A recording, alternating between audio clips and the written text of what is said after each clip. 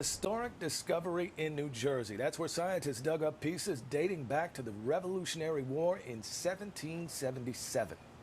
Now, the find was part of an ongoing archaeological dig at the Red Bank Battlefield Park along the Delaware River in Gloucester County.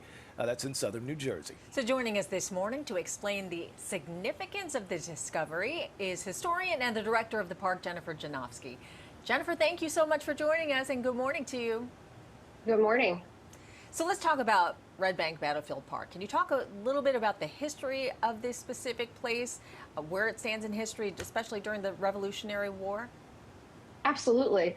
So Fort Mercer was charged with defending the Delaware River from British officers who were in Philadelphia at this time, trying to get necessary items in to feed their guys and supply their guys. So Fort Mercer, which is located at Red Bank, was garrisoned by the 1st and 2nd Rhode Island regiments. What makes it particularly interesting about this group of people was that it was a fully integrated fighting unit. So we have roughly 10% of the regiment was African American, fighting side by side with white soldiers for the Battle of Freedom in the American Revolution.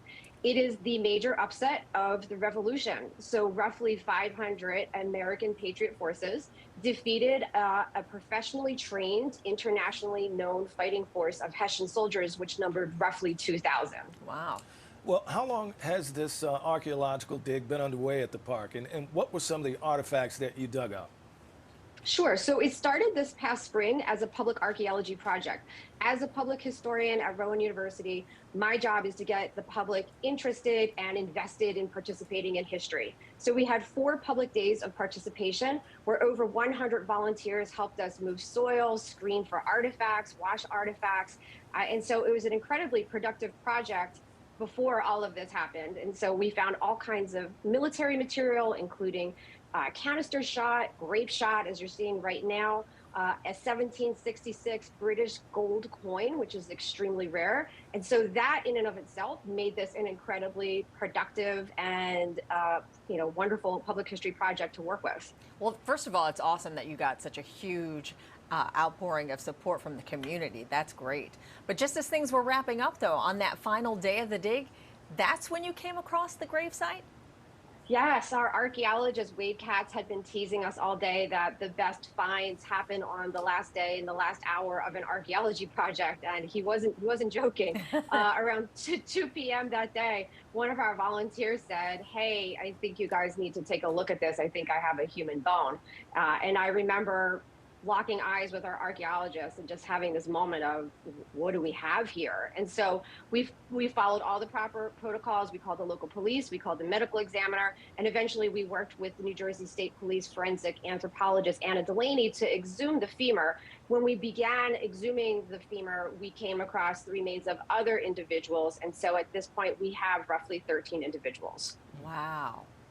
Well, what happens to these artifacts and human remains now? I mean, will they eventually be in a museum? So the artifacts will be processed by our archaeologists, and they will come back to our museum. They will be on display probably in the next year for all of our visitors to see, all the wonderful items that I just discussed. The human remains are being examined by the state forensic anthropologist to determine if we can get any information out of it, perhaps DNA, perhaps connecting a name to a face from the battle.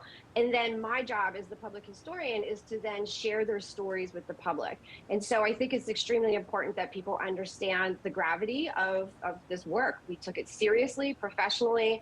The scientific study, once it concludes, the remains will be reinterred with a proper burial at a site to be determined. Can you talk about that process then, how you would figure out where the DNA, what the DNA is, and connecting them with family members? Absolutely. And so one of the fascinating things for me as a history professor is learning about the science of this project. This is something that's completely new to me. And so to work with a team of professionals like this who are giving me a real lesson in science has been extremely fascinating. And so, there's a process for extracting the DNA. Our anthropologists could speak more to that. I know, for example, that we have teeth that have intact root structures, which you can extract good DNA is my understanding from that. And then we can possibly connect that DNA to a contemporary descendant community in Germany. And so it's entirely possible that there's a family in Germany that doesn't know that it needs closure, but might get some closure down the road if we can identify these people. Wow, that is fascinating. That really is. Yeah. Well, so is it complete? Is the complete dig, or will you possibly expand what you've been doing? I mean, there's 377 Hessians that died Yeah. during that battle, so I'm wondering if you're going to find more. There's always, whenever you do battlefield archaeology, it's always a possibility. And now that we know what our situation is, it is something that we'll be sensitive to moving forward. So we're in discussion right now with Gloucester County, who administers Red Bank Battle Park, and Rowan University and our archaeologists to discuss a phased study approach to archaeology in the park. This is only the second battlefield archaeology survey that we've done. And what we've seen is that there's obviously a potential to learn a lot more about the battle through the process of archaeology.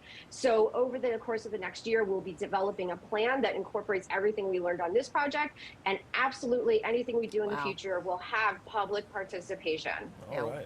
So fascinating. I could talk to you about this forever. Jennifer Janofsky, we really appreciate your time, and congratulations on that amazing discovery. Thanks so Thank you much. so much.